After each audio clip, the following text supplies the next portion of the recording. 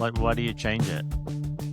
Well, I just feel like they need moving around a bit, and this one was doing really well last year, and then it suddenly took a turn for the worse, and it's been in recovery for the last few months. But I looked at it today, and it's starting to get its groove back. Aren't we all in recovery? Aren't we all like going? We're all going through the gigs, Sue. The FAGs are hurting, Sue, and I don't know if we're getting our groove back or not, but I think this plan might be. Well, we are back with our groove on. Welcome back to another episode of Tell Me Where I'm Going Wrong. A podcast. It's not off to a good start. A podcast where two exes who still know each other talk about pop culture. Still do a weekly podcast. Yeah, talk about pop culture, politics, music, plants, and all sorts of things. I'm Sean, and that's Josh. Josh, how are you doing? Hello, Sean. It's been so long since I've seen you. Yeah. I'm okay. I was just having a bit of a moan to Sean about my stressful day. We're both a bit sleep deprived as well, for reasons which we'll expand on in the episode. But welcome back, everyone, to this episode, and thank you to our new subscribers. Before, I always say this at the end, but I keep... Every week I think to myself, I should say at the beginning, if you're watching this episode, please subscribe. Wherever you're listening to or watching this podcast, you can hit subscribe and we will pop up in your feeds every week, like two old friends who love to just chat shit and put the world to rights. Do you think that me holding this back scratcher is so creepy? But is it really distracting? Like if I sit here like scratching, it's vile. It's vile. So for those listening, Sean's got one of those sort of long plastic little back scratcher things. And so it's Hills. I think his mum sent it to him. Because do you know how some people just always like to be scratched? Like they either get itchy or they're like, please scratch my back. Hill is that. He screams out, quickly, you need to scratch my back. Like he gets, I don't know if it's a condition. I don't know what it is. And so this is something that's gone on his entire life. So his family look out for him. And his mum sent this la manita, or a little hand, for him to scratch his back with. But it looks like a creepy little horror movie doll's hand or something. It just looks it just has a creepy vibe to it, to me anyway. Yeah. Anyway, well, I'll put it down. I need to fidget with things, so I'll get back on the squishy. Yeah, that's soundless. And it's a bit more socially acceptable than like this creepy manita coming in and out of the shot. Talking of fidgeting, we went down to Brighton yesterday to see a band. We can talk about that. But remember when we were walking along the street and we saw that, like, I suppose he looked like a teenager, like with his hands down his back. Well, it's what the youth, what the children they do today, don't they? The young men love to they like to wear their tracksuit pants very low and then have a hand down the front, sort of having a good old scratch. It seems to be the done thing. There are whole you can get lost down sort of like Instagram or Reddit threads about this, but like it's a real phenomenon that young men do. Why do you think it is? Like, what is the motivation? Because like having done a little bit of, like, I suppose, child psychology training when I was a teacher, you learn about like children, like young children, when they're discovering their bodies, they often touch themselves, and they don't learn about like inappropriate places, like the difference between public and private spheres when it comes to what is acceptable to do with their bodies. But when you're looking at these kids who are like 15, 16, 17 doing it in public, and very, very, very obviously, is it the same motivation that maybe a 2 or 3-year-old has, or is it a combination of things? What is it? I think it's a combination of things. And again, as I seem to say in every episode, I'm no expert and neither of us know what we're talking about. But my 2 cents on the matter are that I think it's a combination of things. That first of all, it's like any other sort of trend. people see other people doing it and they copy behavior. But I do Mm, think it's somewhat linked to what you were talking about when children are very young and they go through those phases of discovering their bodies. I think it's linked to sexuality and attraction. I think it's whether it's conscious or not. I think it's an attempt to draw attention to their genitals, and I think it's something to do. It's like a yeah, like a sort of I was gonna say like a mating kind of urge or something like that. But like a ritual. yeah, yeah, I think that's what it is. But it's just so. I mean, it's just so conspicuous when you see it in the street. Like if a young Yeah, man is standing there with his hand down his trousers or his tracksuit pants and is touching himself like very yeah, explicitly. yeah, Um, yeah, it's quite a sight. But you and I were both like so shocked. We were like clutching our pearls. Like, yeah. so we went to Brighton. What is your reaction to Brighton? Like, what are your feelings about Brighton as a city? And for those of you who don't know, Brighton is on the south coast of England, and it is about an hour and a half or 2 hour drive, depending where you are from London. What do you think about it, Josh? Um, Brighton is a very interesting place, and there are it's a city, and it's got a bit of a reputation as a I don't know how you would describe it really, but going back what 100 and something years, it was seen as a sort of a lovely place for the well-to-do to go and take the air, take the sea air, to escape London, escape the smog and the pollution in London, and go and take the air down at the coast, and Yeah. for people to cleanse themselves and go in the sea. It's I find it incredibly depressing, and I Oh yeah. know that that might offend Brightonians, but I there's something about it. It's in a similar way, although no, I was going to say in a similar way to Key West in Florida, although I think Key West is a lot more picturesque than Brighton. Yeah. Yeah. It's like the end of the line. It's as far south as you can go before swimming into your watery grave, and I just find it very very depressing. That sort of faded seaside town trying to relive the glory of its former years, perhaps, And or it has like an attraction, what do you call it? Like a carnival sort of attraction out on the pier. um, an amusement pier. Hmm. An amusement pier with like I don't even know. It's so English, it's so British. It's hard to describe to people who haven't experienced it what it's like.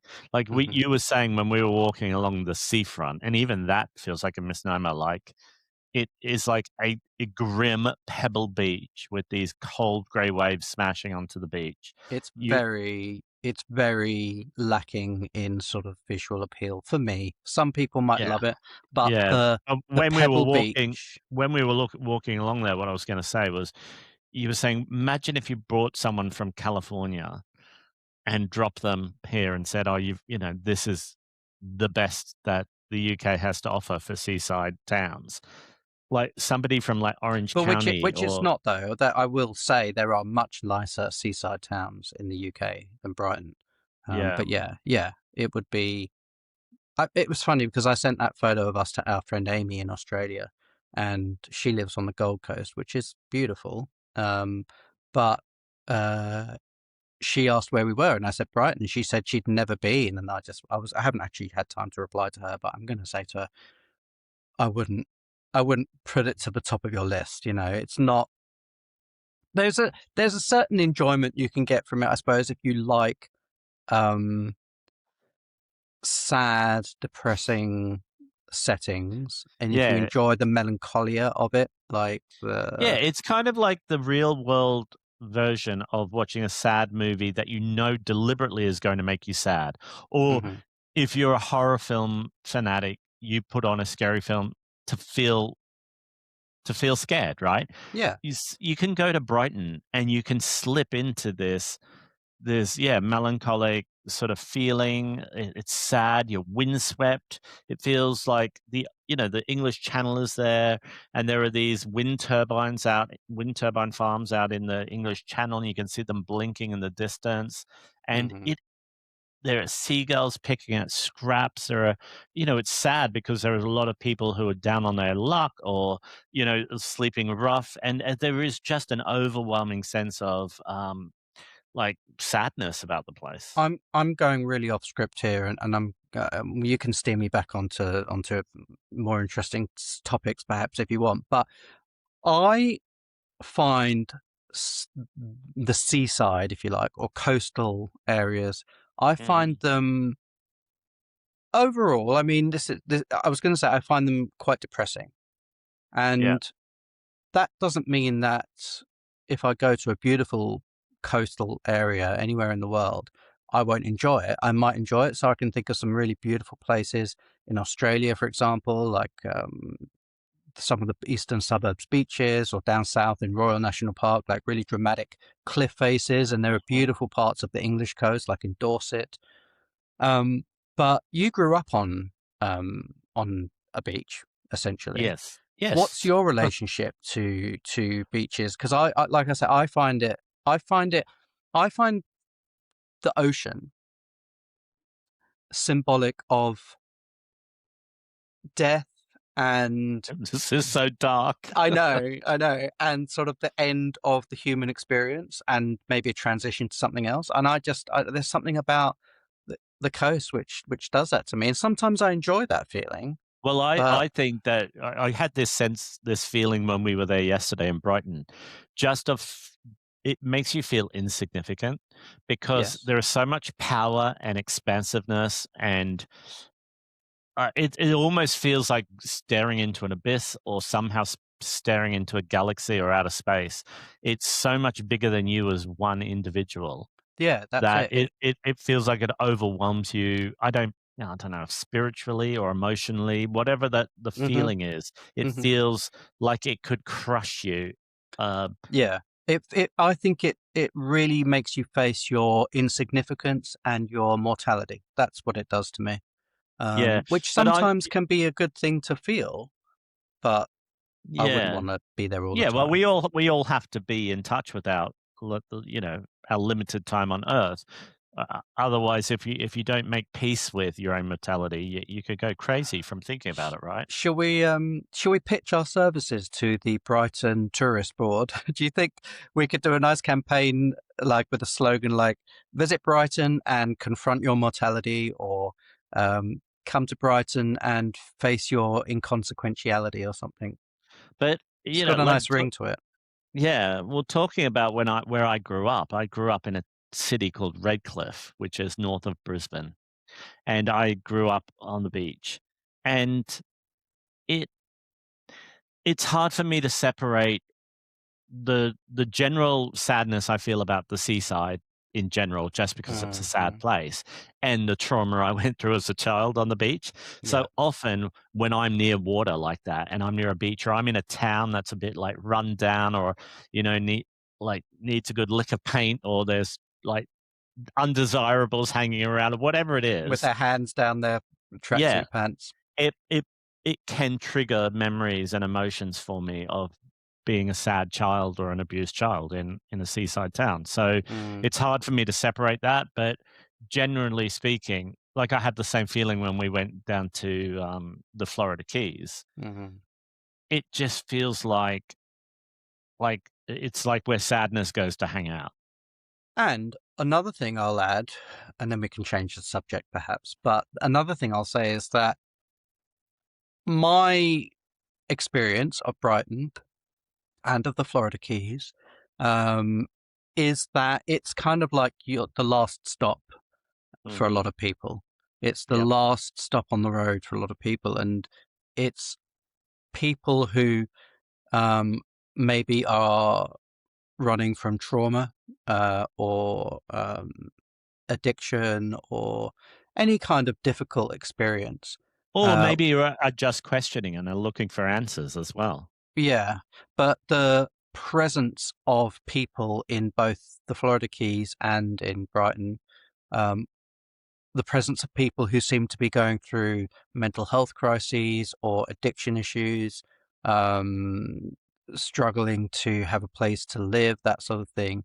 It seems incredibly prevalent and very noticeable in Brighton. And that's coming from people who live in London, where those things are also very prevalent, and Mm. people who've lived in other huge cities like Mexico City. So I don't think I don't think you could say that it's just something to do with being in a city. There's something about Brighton which seems to attract people who are in a pretty tough situation in life, and it's just that And just adds to that sort of melancholic yeah, vibe. there's also something sad about the transient feeling of these sorts of towns because, you know, we went there just for a day. A lot of people are just passing through, whether that's for a day, for a Hmm. week, for a family holiday. So there's you know, there's a sense of sadness that comes with like something being fleeting or just in passing, you know, and that coupled with all the social issues that happen in these sorts of towns.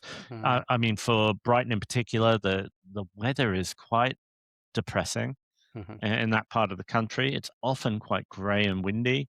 Hmm. But why did we go to Brighton? Do you want to tell people?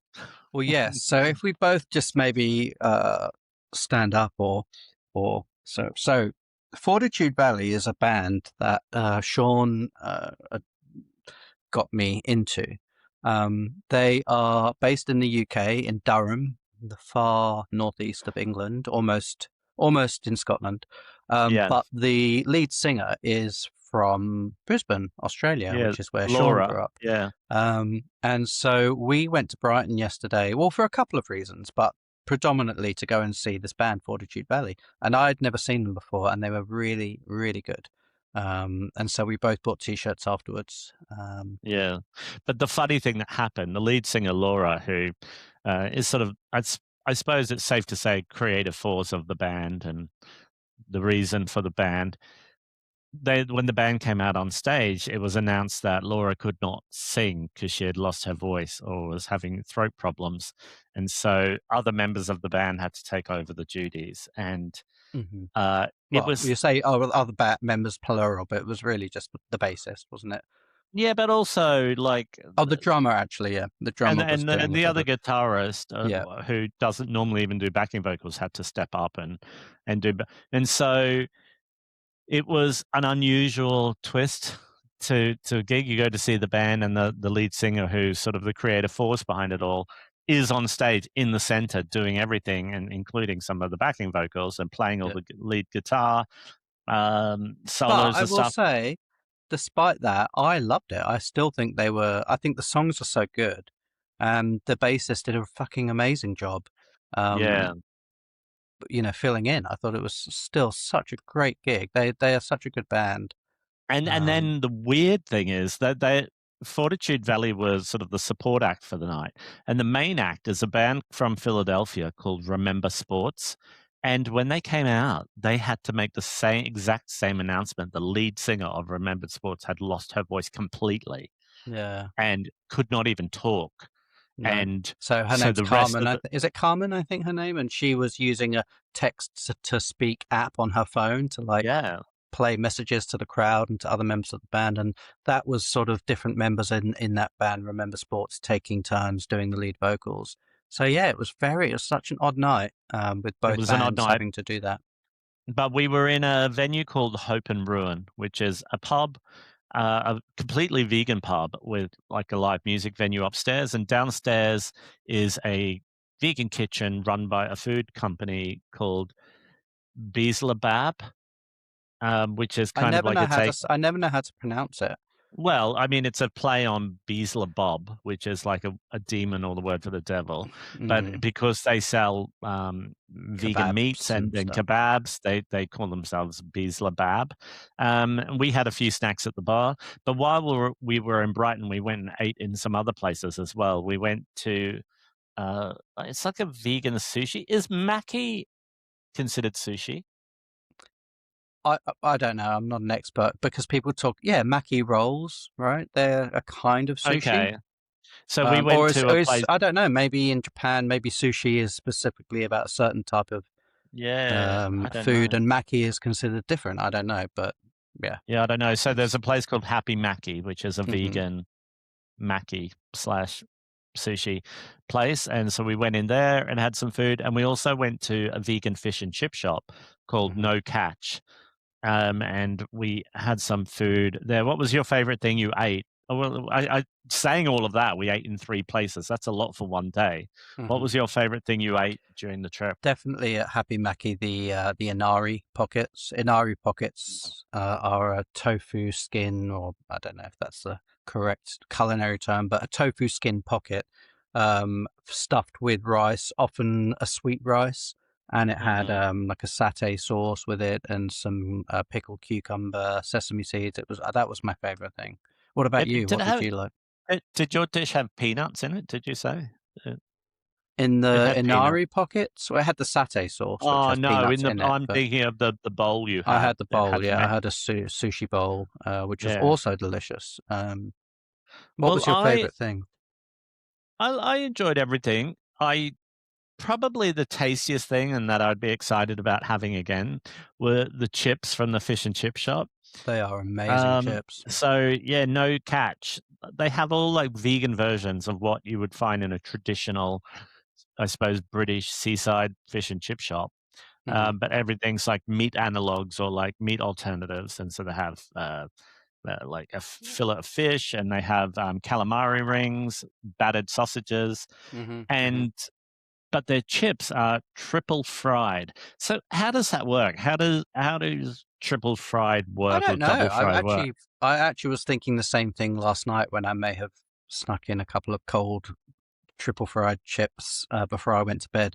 But I don't know how it works. And does that mean they are much higher in oil content, or we need to do I some don't know, but research? so what my understanding of it is you flash fry them quickly to get a Hmm. seal on them, and then you drain them and then you let them dry and cool slightly. And then they go in again and you do the same thing. And so the third time you do it, it's meant to make them very, very crunchy on the outside. These chips were incredibly crunchy, weren't Yeah, they? they're Like, so good. They are really, really good chips. yeah, I Yeah, love them. all And they had chips, all chips everywhere should aim to be the chips from No Catch. from No Catch. And they gave us some curry sauce, which that's a particularly UK thing, isn't it, as well? Yeah, Like, yeah. if you go to a chip shop, they have this thing, it's kind of like the consistency of like a thick gravy. It's a gravy. It's And like a curried gravy, isn't it? yeah, and so it tastes like curry flavor and it's yellow or orange color. And people pour it over their chips or they dunk their chips in it. Hmm. And I had never had it or even heard of it as a thing until I came to the UK, and I thought it Yeah, was the weirdest thing. But you can even go into the supermarket and buy jars of it. So if you yeah. want to recreate So the it's not curry sensation, sauce. It's not curry sauce for making a curry. It's just curry sauce for chips. yeah, like a Um, curry and gravy. it is more of a northern thing. I mean, it does exist everywhere in the UK, but I think particularly in the north, it's a real thing up there. Chips and curry sauce. Yeah, I Um, remember in Sheffield it being a thing everywhere. mhm. Um, but I think the food scene is good in Brighton, but it's probably not as good as it used to be or the reputation that it used to Yeah, have. yeah, yeah. But there was also from a vegan point of view, there's like some vegan shops. There's a chain of vegan grocery stores called Kindly, Hmm. and there's a few other things there. But we also went to an interesting place. What was the name of that queer bookstore slash community space?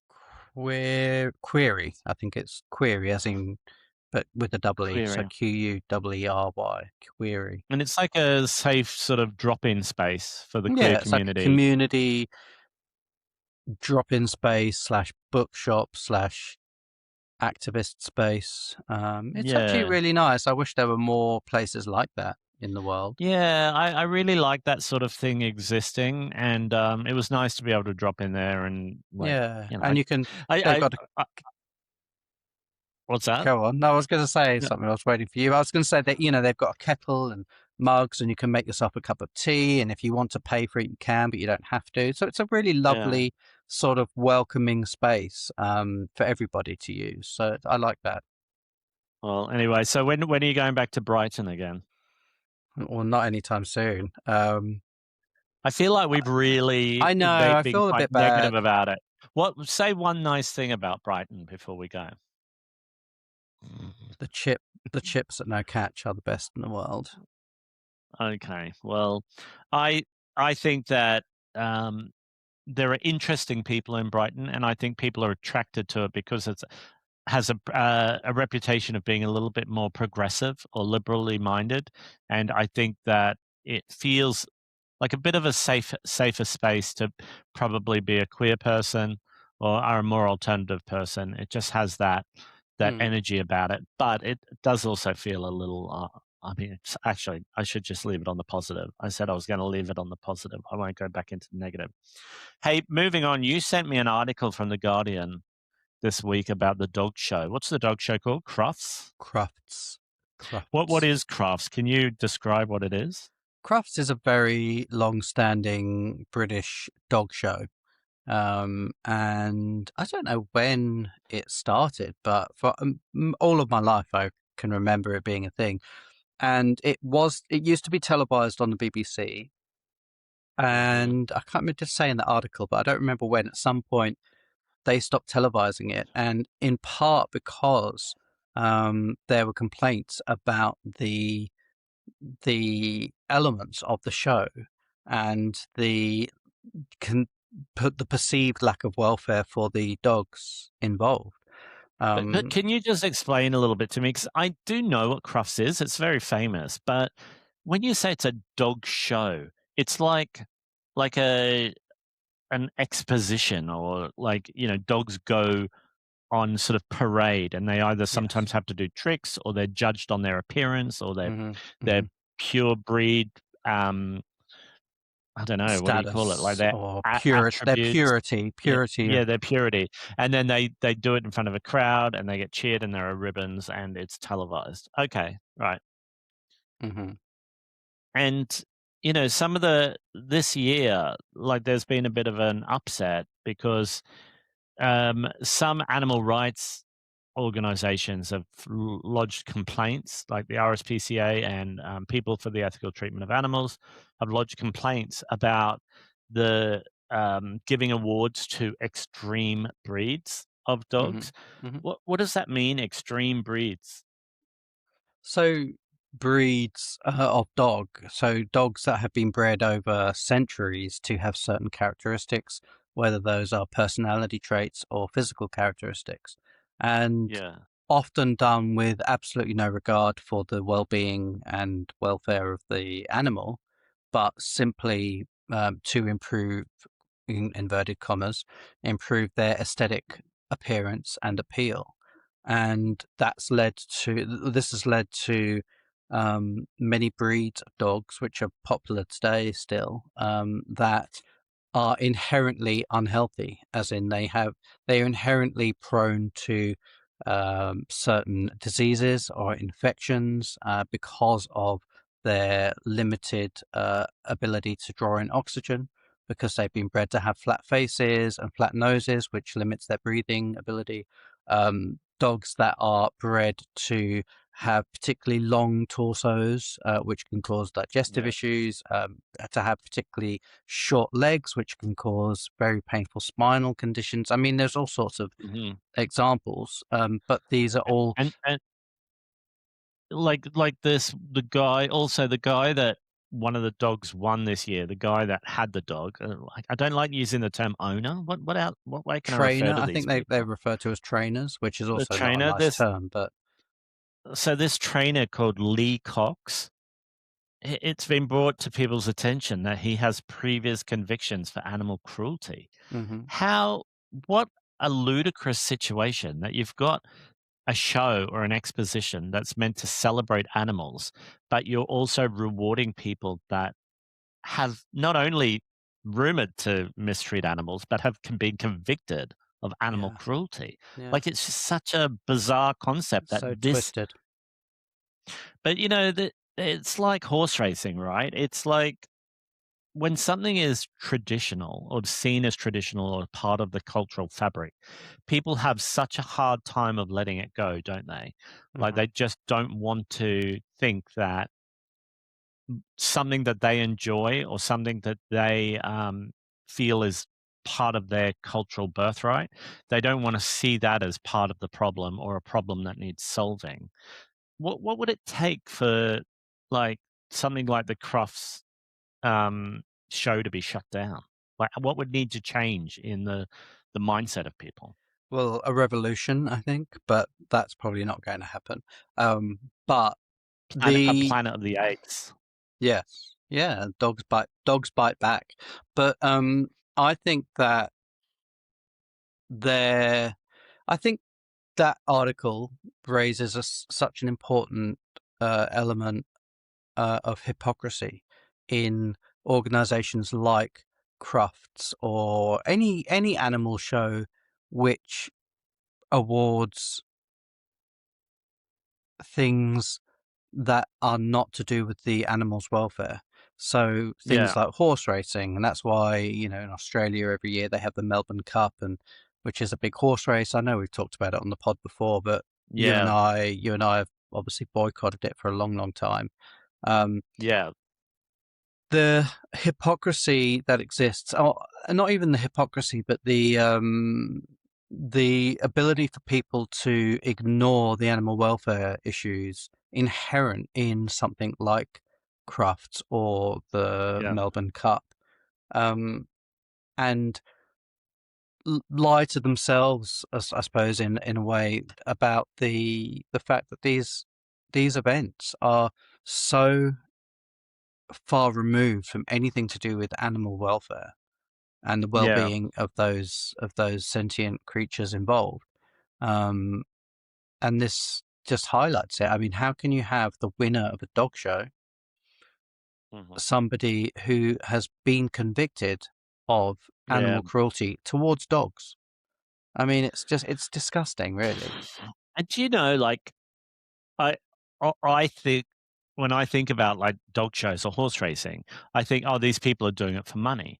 Did you know with the Crufts show that the prize is only about £200? It's like a really small amount of money, but they do it for the prestige, or maybe there's opportunities to get, like, brand deals for their dog afterwards, or Well, I mean, I'm I don't want to speak in absolutes, but a large proportion of the humans that enter their dogs into crafts are breeders. So they're Yeah. breeders, they're puppy mills. And puppy mills, I think, I could be wrong here, but I'm quite sure that they've been banned in Australia. I think it might have even been Clover Moore, the mayor of Sydney, who was one of the people who instigated a law in Australia that actually banned puppy mills. But they're not Mhm. illegal in the UK and they're not very well regulated in the UK. And Okay. a lot of them exist undercover. And so puppy mills are so wrong on so many levels. There are so Well, many.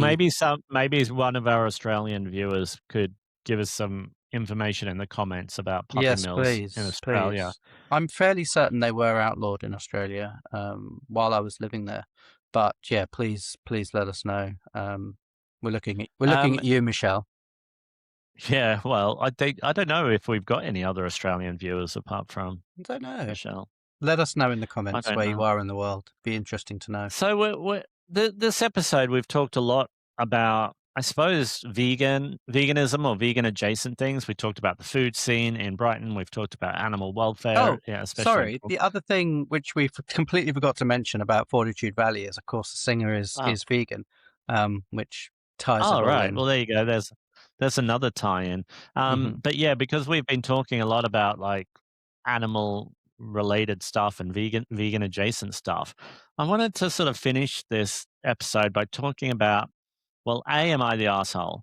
But Yes. Now let's In move on to relation, the just next in topic. general, like that, Yeah, or just in in general. relation to a No, specific situation? like I've been getting a bit annoyed with vegan businesses or people that sell vegan stuff and them not being a completely vegan business. So, okay, one example.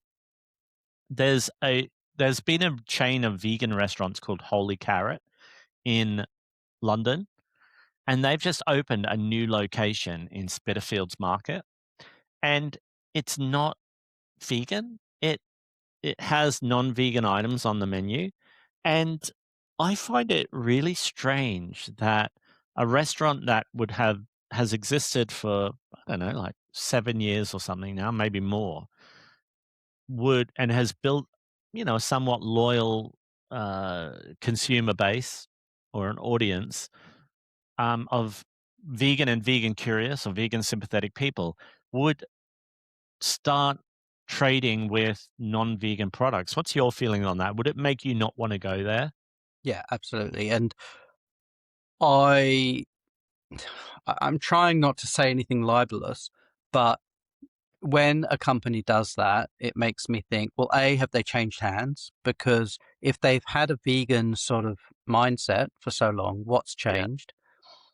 yeah. Um, so I think there's either been a change of hands, or they are not making enough money and have therefore compromised their ethics, which again is not cool. Um, Obviously, I'm coming at it and you're coming at it from a very vegan perspective. If somebody is not vegan and they want to open a vegan restaurant, I find that quite problematic. I find that a bit of an exploitation of the vegan community. Um, Yeah, also, I'm curious, like, if there are any non-vegans listening to this, if you went past a restaurant and you saw that most of the menu was vegan, except for maybe 2 or 3 dishes out of 20 or 25 dishes, so a small percentage was not vegan, would that be some sort of incentive to you as a non-vegan to say, "Hey, they're thinking about my likes and dislikes as well. I wanna go in there." I just don't see I don't buy why that. Yeah. have having 2 or 3 things on a menu is any sort of incentive for someone who would be turned off by being fully vegan. Like, I don't see Mm, it. There's that other place in London called Tendril, which their tagline is an almost vegan restaurant. That's what it that and it they normally have 1 item on the menu that is not vegan, out of everything else is vegan, or yeah, I find it very we went. peculiar. Yeah, Who are it's you trying to appeal to here? And that's the thing. and, Like, like, and so this yeah, I was I gonna say just this wonder isn't even like whether. a vegan. This I was gonna say, this isn't even just a vegan argument. This is like a marketing thing. Like, surely Mhm, other people who aren't vegan could chime in on this and say, "Yeah, it doesn't make sense." mhm, Like mhm, we saw that place in Brighton that was a donut shop, and all their donuts were vegan. All of their food menu, savory food menu was vegan, but then they also had dairy milk, mhm, and it's mhm. like, I just don't get it. I don't get Yeah, it. like sort of pick a team, or just like have some backbone. Maybe that's not the right phrase Well, to use in discussion about vegan food, no, but um, yeah, no. like be strong in your beliefs, or fuck off. Shit or get off the pot. But But I don't think I think these people in this situation are not vegan. Like, I just think yeah, they can't yeah, possibly be vegan. So yeah. I also visited today in, Brick Lane. I went to see there's a Mm, newish, I think they've been around about a year. It's a donut company that advertises themselves as vegan and gluten-free. Like, all of mhm. our donuts are vegan and gluten-free, and they fry them hot.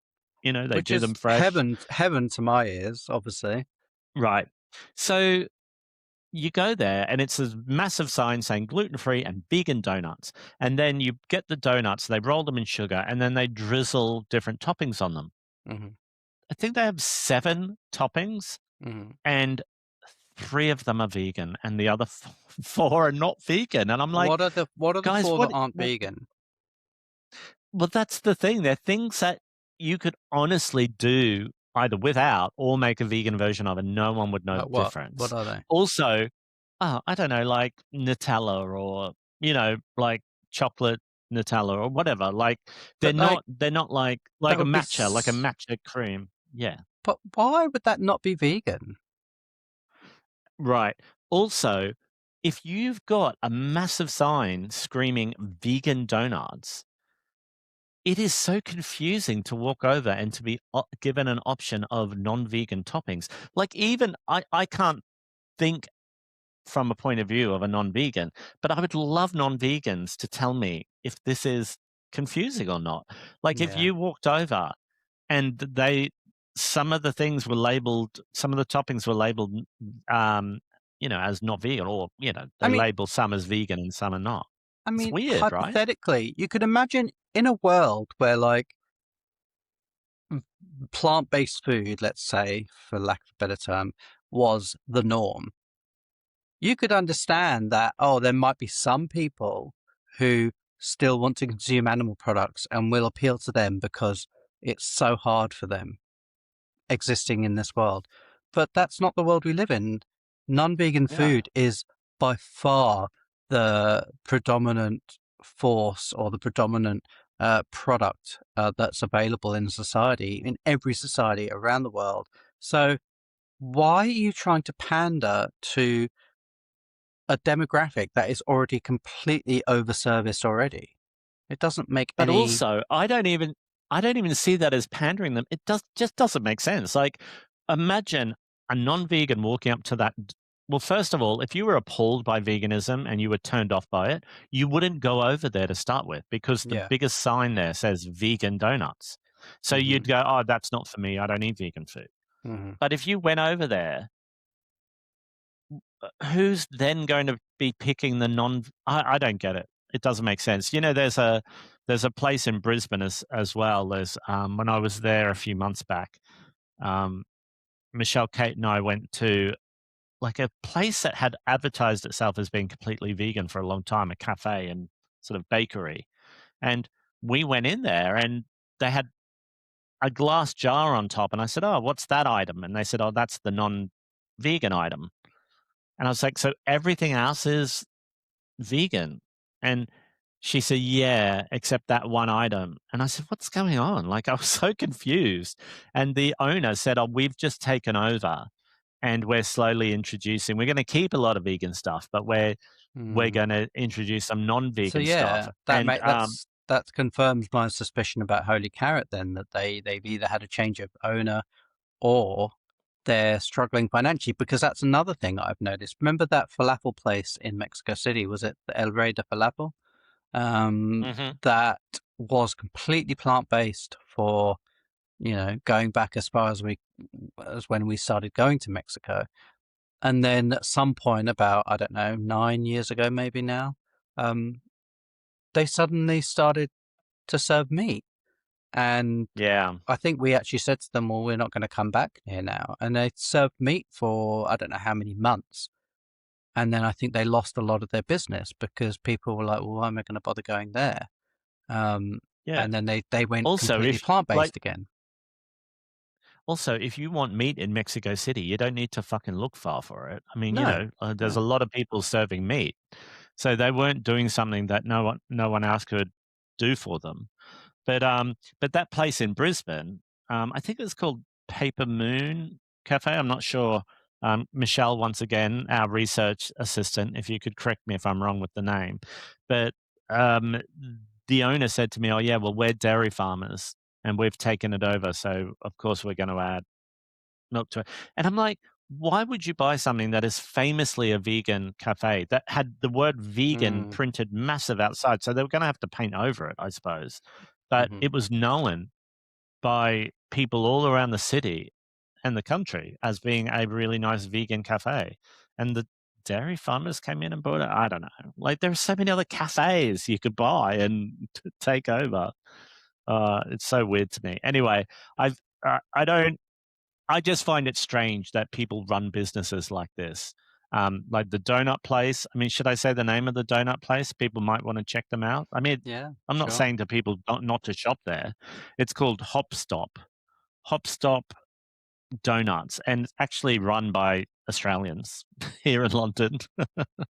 um, and so if you want to go and try them out, the donuts looked really nice. They look like nice, fresh, you know, fried donuts covered in sugar. They look nice. It is just so, I don't know, what's the word? Not disconcerting, but like where it just sort Baffling? of Baffling? messes, baffling and messes with your brain. It's just like I'm here at a vegan donut stall, and Mm. they give you the choice of putting non-vegan toppings on it, which But could easily be vegan. especially when they could be vegan anyway, like a Nutella, Yeah, a matcha cream, like all of those things are yeah, so easy and cost effective to do vegan. Why would you not just have yeah, it? It doesn't, yeah, it doesn't make any yeah. sense to me. And I find companies that do really play up the vegan angle, I find it a bit exploitative. Um, Yeah. we shouldn't end on such a negative note. I'm trying to think of a positive spin in Well, all of this, but why break the habit of a lifetime? well, I that's true. think that I was going to talk about Lily Allen, but I'm going to wait till you go to the Lily Allen concert. Well, yeah, next episode. By Um, the time we record the next episode, I will have seen her at the London Palladium, all being well. yeah, because I saw Lily Allen in Sheffield, and so I can give you my feelings and feedback about the concert, and you can talk about yours. You Okay. should put a link to Fortitude Valley below in the comments, Mhm. Mhm. so people can click and listen to really, really great band. Their last Yes. album, Part of the Problem, Baby, is an amazing album. I think people will enjoy it. Mhm. Anything else you need to let people know about? No, that's it. I already mentioned the subscribe thing, so we can finish up there. Please do drop us a Oh, comment and yeah, do leave comments let us and know where in the subscribe. world you are in the comments because we're just curious. Also, I'm hosting some vegan supper clubs if people are in London. Anyone wants to come along, you can get the links from my blog, fatgayvegan.com, on the events page. So come along to some events, and also you Uh, can go along to the open mic, which Come Josh to will the be open hosting. mic Sunday the 29th of March at the Cock Tavern. And hang on, will this episode be out in time? Yes. This coming Sunday, Sunday the 22nd of March, I will also be at the Cock Tavern because they're launching a karaoke night, and I'm very excited because I love karaoke. So I'll be singing some Cher. Um, I can't remember what else I'm going to sing, but I'll be singing some camp classics. So do come along to that from about 7 o'clock onwards on Sunday the 22nd. Right. Okay, well that's all from us, Enjoy and your week wherever you are. I'll just give you a quick high five before we go. And we will see you in the next episode, and have a lovely week, and shop with vegan businesses if you want to. Yes. All right. Right. Okay, folks, listen to Fortitude Valley as well. They're great. Okay. See you next time. See you. Bye.